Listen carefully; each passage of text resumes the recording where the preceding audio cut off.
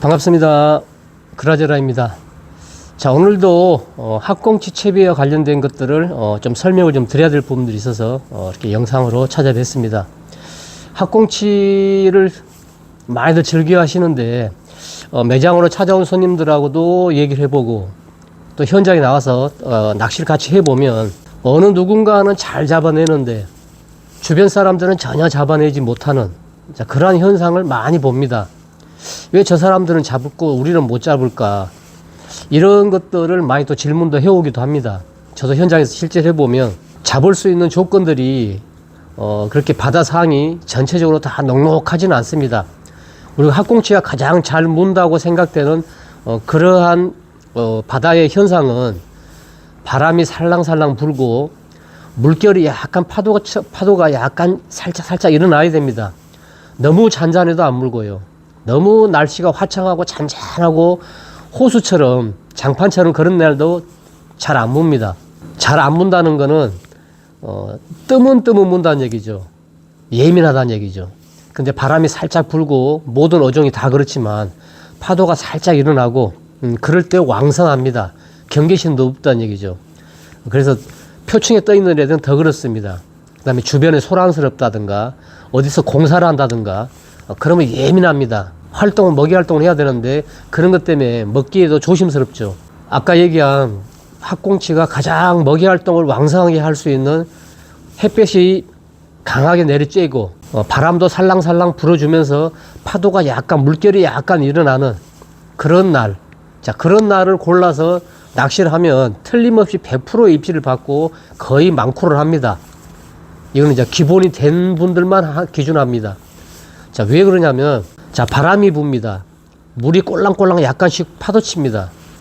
여기에 모든 조사님들의 지금 한 50% 이상이 요즘에 유행하는 발라당치, 그 밑에 그 카고처럼 이렇게 컵으로 떠서 던져서 밑밥이 풀어지면 오뚜기처럼 쓰고 그리고 입질 오면 눕고 그게 이제 발라당치죠. 몇 년 전에 나왔던 유행하던 이러한 찌에 밑에 컵이 하나 달렸다는 겁니다. 이러한 찌는 아이디어라든지 모든 건 다 좋습니다. 기발하게 현장감을 살려서 만든 채비인 것을 인정합니다만은 아까 얘기한 하늘의 날씨가 참 청명하고 좋고 바다가 잔잔하고 바람이 없고 그랬을 때 이런 채비들을 이용하면 아주 좋죠. 그런데 대부분의 바다의 날씨는 바람도 많이 불고요. 파도도 꼴랑꼴랑 하고요. 맞바람이 불 때도 있고 뒷바람이 불 때도 있고 어마무시할 때도 있고요. 너울이 막 일어날 때도 있습니다. 우리가 꼭 장판 같은 날씨에 하늘이 청명한 날씨에 바람도 없고 그런 곳에서만 낚시할 수 있는 상황은 거의 10%도 안 됩니다. 거의 한 50%에서 70% 정도는 바람 불고 파도 꼴랑꼴랑하고 뭐 그런 곳, 또 사람이 많은 방파제, 더군다나 그런 또 악조건이 또 겹치죠. 그래서 이러한 발라당치가 됐든 이런 눕는 찌가 됐든 간에 그러한 조건으로 맞출 수 있는 채비는 아니란 얘기입니다. 바람이 불면 저도 이걸 여러 번 써봤는데 이렇게 오뚜기처럼 까불 합니다. 수면에서도. 그렇죠. 그러나 바람이 이렇게 불면 한 방향에서 얘가 이렇게 누워 있습니다. 이렇게. 또 바람이 조금 덜 불면은 약간 각도가 15도 됐다가 왔다가 또 바람이 또 세게 불면 얘가 이렇게 눕습니다. 이렇게. 거의 입질 형태랑 똑같죠. 그러다 보니까 초보분들이 자꾸 챔질을 세게 나름대로 또 하다 보면 바늘이 물속에서 딸려오면서 바늘에서 크릴이 약간 이탈을 하죠. 그럼 마치 입질이 온 것처럼 본인은 착각을 합니다. 입질이 아닌데. 그래서 이러한 채비들은 발라당치가 됐든 이렇게 눕는 찌가 됐든 간에 이런 채비들은 아까 얘기한 대로 호수처럼 장판처럼 조용한 그런 곳, 바람이 없는 곳. 그랬을 때 이런 채비가 잘 먹힙니다. 운영하기가 쉽다는 얘기죠. 아니 고기가 입질을 하든 안 하든 그것은 두 번째 문제고 채비로서 잘 먹힌다는 얘기입니다. 이게 편하고. 근데 바람만 조금 불고 꼴랑거리면 얘가 이제 벌써 이렇게 춤을 춥니다. 그래서 현직군들은 이거를 커버하기 위해서 얘가 눕더라도 입질이 아닌 걸 알고 있기 때문에 그 대신 눈은 불편합니다. 여기 앞에 목줄이 이렇게 내려오는 목줄을 조금 더 길게 해서 발포치 같은 걸 또 하나 채우죠. 여기는 지금 소형 막대치를 채워놨는데 그렇듯이 본인들이 그 채비는 쓰긴 쓰되 장타가 잘 되고 또 발라당치 새로 나온 거는 밑밥까지도 카고처럼 뜰 수 있어서 밑밥을 안 뿌려도 되는 편리성은 주지만, 아까 얘기한 대로 바람이 조금 불어서 꼴랑거릴 때, 자, 그럴 때는 얘도 똑같이 눕습니다. 이렇게 바람이 세면 각도가 틀어지면서 조금 세면 혹 눕습니다. 누가 다 봐도 입질이죠. 근데 얘가 누워도 이 바람이 세서 눕는구나를 이제 인식할 때는 나름대로 이제 책임질도 않고 기다리고 있지만, 여기서 본 입질이 와버리면 거의 70%가 놓칩니다. 이 작은 각도로 이루어졌을 때는. 이미 짧게 누워지면서 확 끌고 갈 때는 이미 늦죠. 왜냐하면 누웠을 때 벌써 예신을 하고 기다려야 되는데, 바람이 불면 저걸 입질이 아니라고 알고 있는데 여기서 짧게 와버리면 거의 놓칩니다. 오늘은 이제 그 문제를 초보분들이 이해를 못하는 거죠. 왜 잘못 들고 다 잘 된다는데, 나도 똑같이 이 발라당치 채비를 샀는데 왜 나는 안 될까? 또 나름 눈물질을 썼는데 나는 왜 안 될까? 그 부분입니다. 바다의 상황에 이 찌가 어떻게 움직이고 있는지, 그 다음에 어디까지가 예신인지, 그 예신에서 어떻게 본신으로 바로 연결되는 게 짧은 순간에가 체질 타이밍인지, 이걸 못 잡으니까 그렇습니다. 뭐 답은 없죠. 답은 없고, 본인이 부단하게 여러 번 다니면서 바람이 부는 날과 안 부는 날과 또 수심이 깊이 무는 날과 안 부는, 이게 전체적인 것들을 여러 번 경험을 해서 많은 데이터들이 축적이 돼서 머리에 저장이 되고, 그게 눈에서 읽어지고 손발이 따라가야 되는데 이게 언밸런스가 안 맞죠. 그러니까 못 잡는 겁니다. 현장의 고수분들은 바람이 태풍이 불어도 나름대로 멀리 잘 날리고요. 그런 발라당치의 카고처럼 컵이 없어도 밑밥 한 주걱을 떠서 깨끗이 탁 날리면 찌를 맞힐 정도의 아주 근거리 한 뼘 이내에 다 떨어집니다. 그분들은 매 수십 년간 그게 몸에 익혀진 거죠. 근데 이런 걸 하지 않은 상태에서 그런 분들을 부러워할 필요는 전혀 없습니다. 그렇게 하려면 그분처럼 매 수십 년을 바다에서 그런 경험을 여러 해야 되겠죠. 단순한 채비만 무조건 산다 해서 무조건 학꽁치를 잘 잡을 수 있다, 그건 절대 아니라는 얘기입니다. 제가 만든 자작 채비도 마찬가지입니다. 조금 더 편리한 쪽을 찾아가려고 애는 쓰지만 이 거제 통영을 저는 이제 기준으로 하다 보니까 거의 바람이 부는 날이 80% 이상입니다. 그래서 그 발라당치 같은 거를 저는 추천하지는 않습니다. 그 다음에 웬만하면 카고치도 저는 잘 쓰지 못하게 합니다. 왜냐하면 늘지 않으니까요. 벌써 밑밥을 배합을 하고 이 물 조절을 할 줄 알아야 되고, 밑밥을 주걱에서 캐스팅을 해서 거기에 밑밥을 한 주걱을 깔끔하게 칠 수 있는 어떤 그런 테크닉, 이걸 놓쳐버리거든요. 게을러지고요. 뭐 카고찌로 이렇게 해서 조금 그러니까 게으른 낚시를 하는 쪽으로는 제가 별로 개인적으로는 좋아하지 않습니다. 근데 이제 워낙 카고찌를 좋아하고 편리하게 사용하신 분들이 많다 보니까 자꾸 나도 저런 채비를 쓰면 나도 잡을 수 있을까 하는 호기심, 또 그런 쪽에서 조금씩 따라가는 거죠. 왜냐하면 기존에 내가 갖고 있는 채비로는 나는 던지면 그 찌 근처도 안 가고 자꾸 다른 데로 날아가고 다른 사람 쪽에다 밑밥만 줘버리고, 그러다 보니까 또 그게 하루아침에 되지 않다 보니까 그런 찌만 가지고 있으면 나도 잡을 수 있지 않을까. 근데 아니거든요. 해보면 아까 얘기한 대로 그 찰나의 입질 타이밍을 바람이 불고 꼴랑거리더라도 그 사람들은 잡아내는 데는 본인들은 다 놓칩니다. 그래서 똑같은 채비가 비슷할 건데 왜 잡지 못할까는 연구해보지 않고 같은 찌를 썼는데 왜 나는 안 될까? 여기에 이제 키포인트를 두다 보니까 매번 놓칩니다.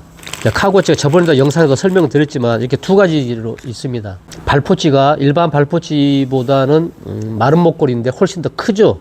시인성이 좋습니다. 그 다음에 두 개가 달려 있어서 나름대로 입질 파악을 엄청나게 빨리 할 수 있고요. 멀리 있어도 시인성이 좋습니다.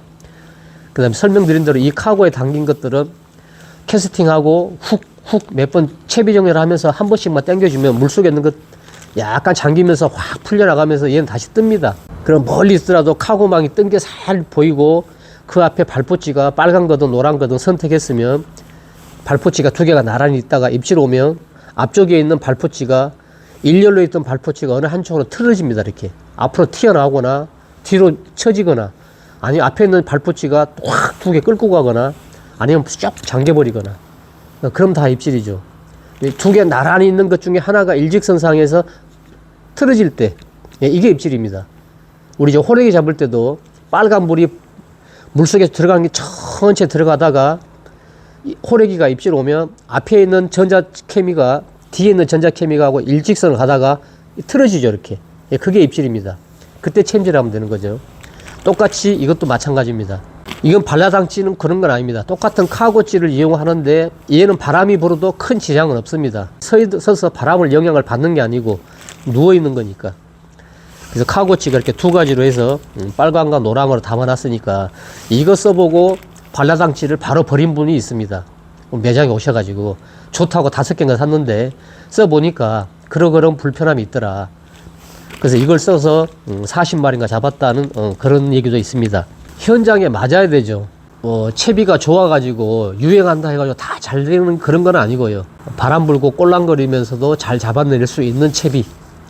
자, 그런데 잔잔하고 멀리 장타 쳐고 40m를 날렸는데 거기까지 밑밥을 나는 칠 수가 없다. 또 현재 상황이 밑밥을 그렇게 멀리 못 날린다. 자, 그럴 때는 그런 카고 채비를 해서 멀리 치면 좋죠.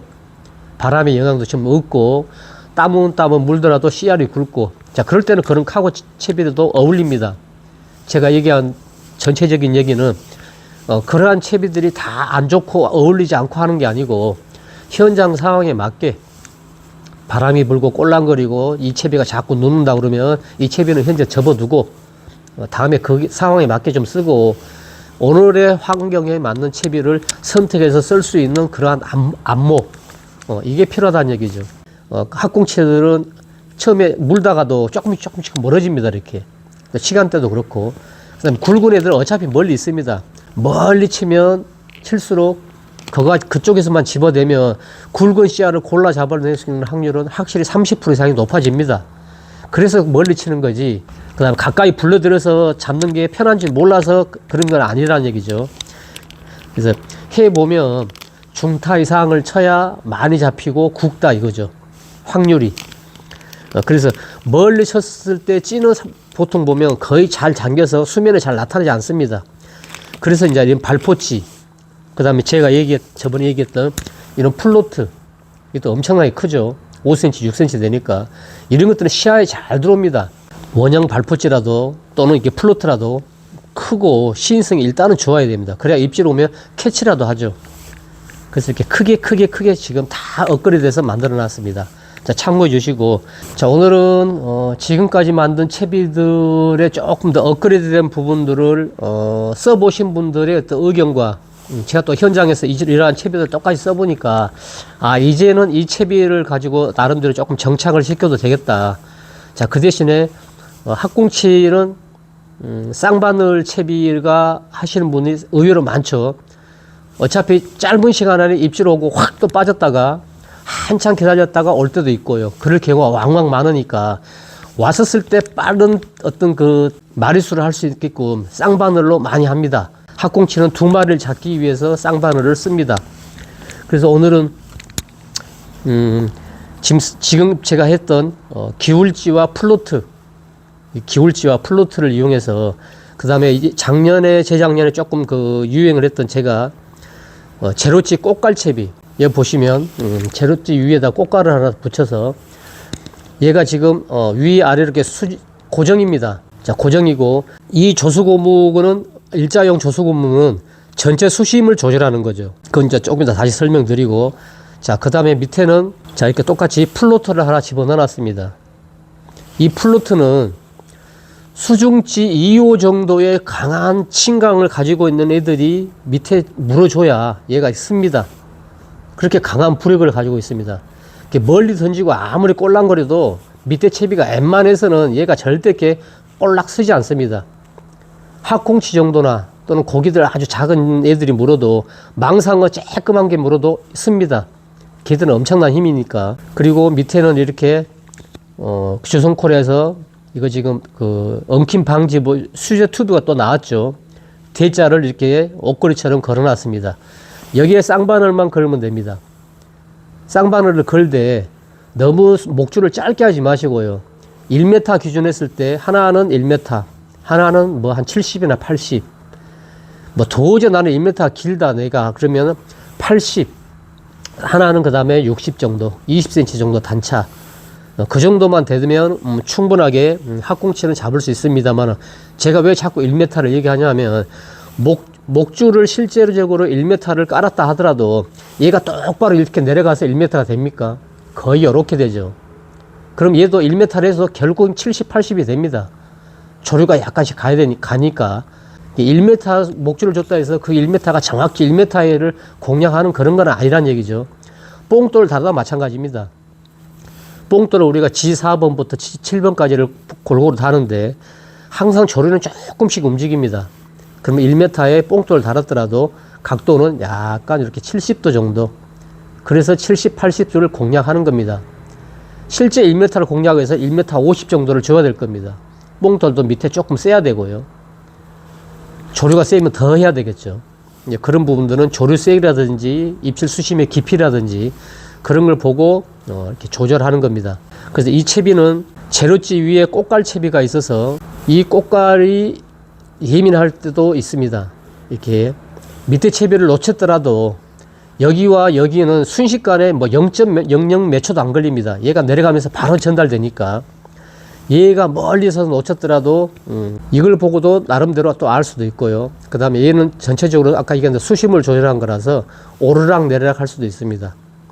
그래서 오늘은 뭐 다들 알고 있지만 제로찌 꽃갈채비를 응용한 그 다음에 플루트까지 플러스, 그 다음에 플러스 알파, 자 쌍바늘 수제 튜브까지 이렇게 해서 전체적으로 한 조합 세트를 이렇게 만들었습니다.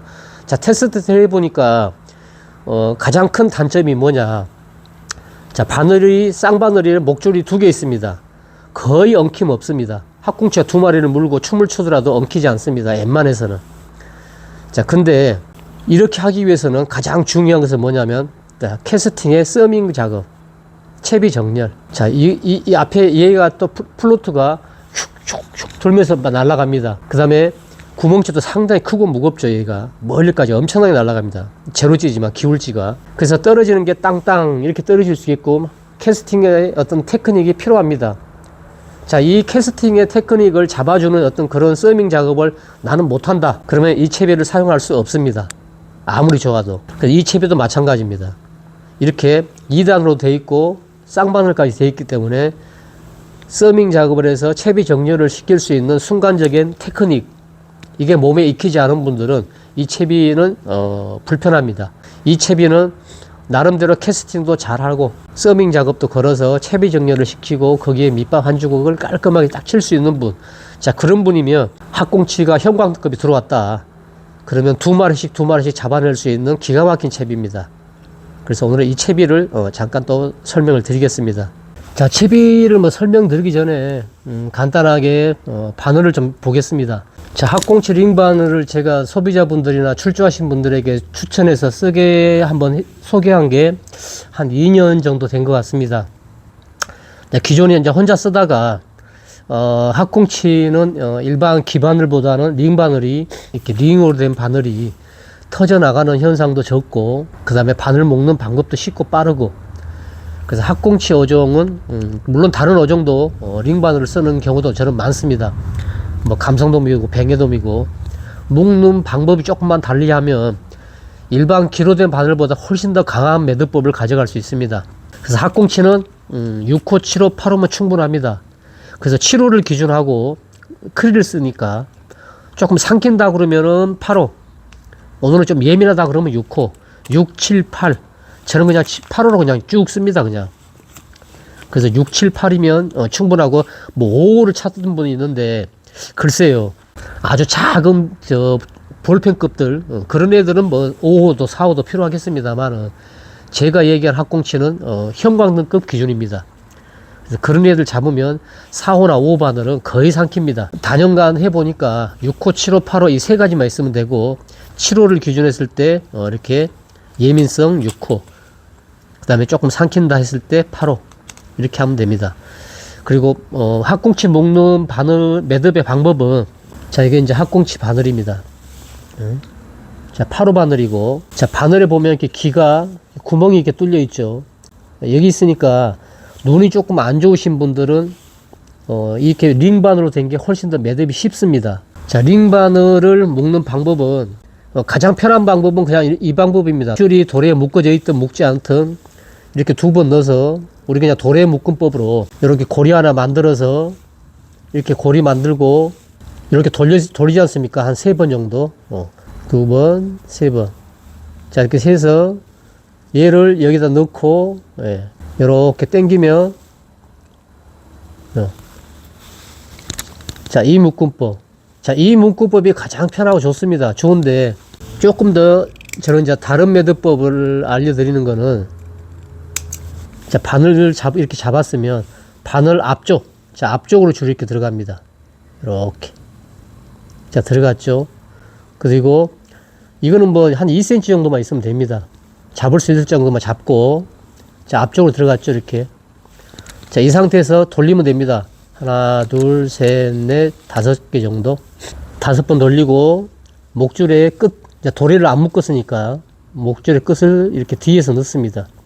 뒤에서 넣어서 쭉 당기면, 이렇게 되죠, 이렇게. 자, 얘도 당기고, 얘도 당기고, 쭉 잡아 당깁니다, 이렇게. 자, 그리고 짜투리만 잘라주면, 잘라주면 굉장히 튼튼해집니다, 이렇게. 각도도 딱 좋고요. 자, 감성돔 할 때도 이 매듭을 하게 되면, 자, 귀의 텐션까지 똑같이 우리가 기바늘처럼, 이렇게 그런 효과도 누릴 수 있습니다. 그래서 이렇게 해서, 대물급을 잡는 겁니다. 그래서 학꽁치 바늘 묶음법은, 이렇게 묶어주시고, 큰 거 잡을 때는, 그 다음에, 웬만하면, 제일 처음에 보여드렸던, 한번 회전을 해서, 원을 만든 상태에서, 한 3바퀴 돌려서 다시 빼내는, 그런 방법으로 쓰시는 게 편하고요. 빠릅니다. 그래서 2가지를 보여드렸습니다. 자, 50개씩 들어있습니다. 자, 가격은 한 봉지당 1,500원. 아마 대한민국에 이런 바늘, 이러한 퀄리티에 이렇게 많은 수량을 담은 학꽁치 바늘은 아직은 못 봤습니다. 자, 주성코리아에 나온 학꽁치 링바늘입니다. 이것도 제가 이렇게 만들어 달라 했습니다. 그래서 오늘 설명드릴 이제 학꽁치 채비를 잠깐 아까 설명드린 대로 간략하게만 제가 보여드리겠습니다. 채비는 돼 있으니까 그냥 구매해서 쓰시면 되고, 자, 이게 채비를 보면, 자, 도래 하나 묶고, 자, 조수고무, 1자 찌멈춘 고무라 하죠. 1차 찌멈춘 고무, 형광색 하신 분도 필요하고, 빨간색도 필요하고, 다 필요합니다. 본인이 편한 대로, 일단 저는 빨간색으로 아래 위로 이렇게 이치를 고정을 시켰습니다. 자, 고정을 시키는 이유는 훨씬 예민하죠. 예민성을 가져가기 위해서는 이렇게 고정을 시킵니다. 그 다음에 제일 위에 이 일자형 찌멈춘 고무는 전체 수심을 잡아주는 겁니다. 또 역할을. 자, 목줄은 80에서 1m를 줬다 그러면, 자, 목줄은 80에서 1m를 가정했을 경우에 얘들 2개가 이렇게 일직선에서 편하게 보일 정도. 거리상으로는 뭐 한 30cm 정도 되겠습니다. 조금 더 나는 긴 거리가 편하더라 그러면은 얘 뒤로 한 10cm 정도만 더 물러나도 됩니다. 자, 얘는 던지는 캐스팅용입니다. 얘는. 자, 그런데 아까 얘기한 대로 모든 입질의 신호는 얘한테 오는데 얘를 우리가 놓칠 때도 있지 않습니까? 놓칠 때가 있었을 경우에 얘가 벌써 잠기거나 틀어지거나 그러면서 어느 한쪽 싹 갈 때 얘한테 뒤에 따라서 어신이 전달되는 부분들은 0.000 몇 초도 안 걸립니다. 아주 짧게 이루어집니다. 그래서 입질을 2단으로 보는 거죠. 그 대신 눈의 시인성이 좋고 빨리 들어와서 첫 번째 바로 챔질 타이밍 가져가는 거는 얘입니다. 도래는 일자로 약간 내려가게 이렇게 꺾이게 기역자로. 자, 이 바늘이 80이 됐고 1m가 됐고 또는 70이 됐고 뭐 80이 됐고 단차를 개인적으로 줬을 겁니다. 자, 그렇게 됐을 때 이 수제 튜브가 이 보시면은 학꽁치가 물어서 아마 양쪽으로 찔 때도 이렇게 확 벌어질 때도 탄력이, 그 다음에 오므라져서 엉킬 때도 왔다가 다시 이렇게 애매한 부분들이 굉장히 잘 되어 있습니다. 그래서 이거는 사신 분이 많죠. 품절도 몇 번 됐고. 그래서 엉키지가 않더라고요. 그 다음에 현재 쓴 거는 대자입니다. 자, 엉킴 방지 봉의 제가 보면은 자, 이렇게 3가지가 있죠. 소, 중, 대. 이 크기가 다 다르죠, 이렇게. 그래서 어종에 따라서 본인들이 선호하는 어떤 그런 정도의 크기로 해서 하시면 됩니다. 예, 가격은 2,000원. 자, 그래서 채비는 간단합니다. 채비는 간단한데 조금 들어간 것들이 많아서 복잡하게 보일 뿐인데, 우리가 쌍바늘을 하게 되면은 여기에 이제 우리가 삼각도래를 쓰지 않습니까? 예, 삼각도래가 주는 불편함이 많죠. 그래서 이 수제 튜브가 삼각도래 역할을 하는 이런 텐션을 갖고 있는 멋진 아마 소품이 될 겁니다. 그래서 이렇게 플루트에 삼각도래를 뜨지 않고 이렇게 쌍반을 수제 튜브를 쓰게 되면 채비 꼬임도 현저히 줄어들고요. 학꽁치가 2마리를 묶고 뱅뱅뱅 돌아도 이렇게 물었다가 착 펴집니다, 이게. 그래서 딱 갈라 놓습니다. 자, 해보시면 알 거고, 이 플루트가 주는 어떤 시인성, 그 다음에 아까 얘기한 대로 입질 오면 이 2마리 중에 1마리만 물어도 얘가 이렇게 씁니다. 빨딱. 누워있다가 빨딱 쓰면 아주 그냥 입질에 눈이 쏙 들어오죠. 자, 그리고 놓치면 들어갑니다. 얘가 놓치면 또 얘가 또 따라 들어갑니다. 자, 그래서 이런 부분들은 자연스럽게 조수고문을 조절하면서 전체 수심도 조절할 수 있고, 1차 수심은 얘가 다 잡고 있죠, 이미. 그리고 만약에 수심을 더 늘려야 된다면, 자, 뒤로 후퇴. 자, 뒤로 후퇴해서 빼준 만큼 뒤로 왔으니까, 찌하고 가까워졌으니까 또 얘도 뒤로 후퇴. 이렇게 보기 좋게. 자, 그러면 이렇게 되는 거죠. 자, 이런 것은 조절하면 됩니다. 누구나 다 할 수 있는 거고, 자, 편하게 하시면 되겠습니다.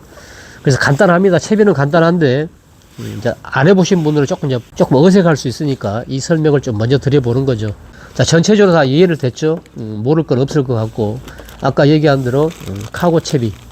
자, 이렇게 해서 빨간색과 노란색 2가지를 해놨으니까, 편하게 쓰시면 되고, 그 다음에 연주찌도, 자, 저희들은 이렇게 큽니다. 보통 연주찌가 쓰시는 분들이 보통 요만하죠? 요런 거 많이 쓰죠. 이것보다 조금 큰 거 쓰신 분도 있고, 거의 뭐 이런 사이즈입니다. 사이즈를 비교하면 한 10배? 엄청납니다. 시인성, 예민성은 똑같고요. 그래서 이렇게 크게. 그 다음에, 플루트는 뭐 다들 많이 쓰고 계시니까 이제 잘 아실 거고요. 현재 이거는 노랑 채비가 되어 있고, 빨강과 초록은, 같이 들어가 있고요. 빨강을 바꿔야 될 때는, 얘를 빼내고 넣으면 되고요. 그렇게 하시면 되고, 그 다음에 소형 막대치 세트. 또 이걸 좋아하시는 분이 있습니다. 막대치 쓰면 딱 이만큼 올라옵니다. 바람 영향 잘 안 받습니다. 입지 빨간 것만 싹 사라지고 없으면 챔질 타이밍 한번 가져가면 됩니다. 자, 플루트만 구매를 하실 분들은 이렇게 플루트만 구매해서 본인이 갖고 있는 채비에 응용해서 쓰면 됩니다.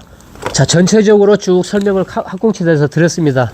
궁금하시면 댓글 주시고 또 현장에 나가서 낚시하면서 또 이런저런 설명을 드리겠습니다. 오늘은 실내에서 이렇게 채비로 설명드렸고 현장에서 응용하는 방법에 대해서 또 설명드리겠습니다. 자, 끝까지 봐주셔서 감사드리고 조만간에 이벤트 행사 안내 영상으로 인사드리겠습니다. 자, 고맙습니다.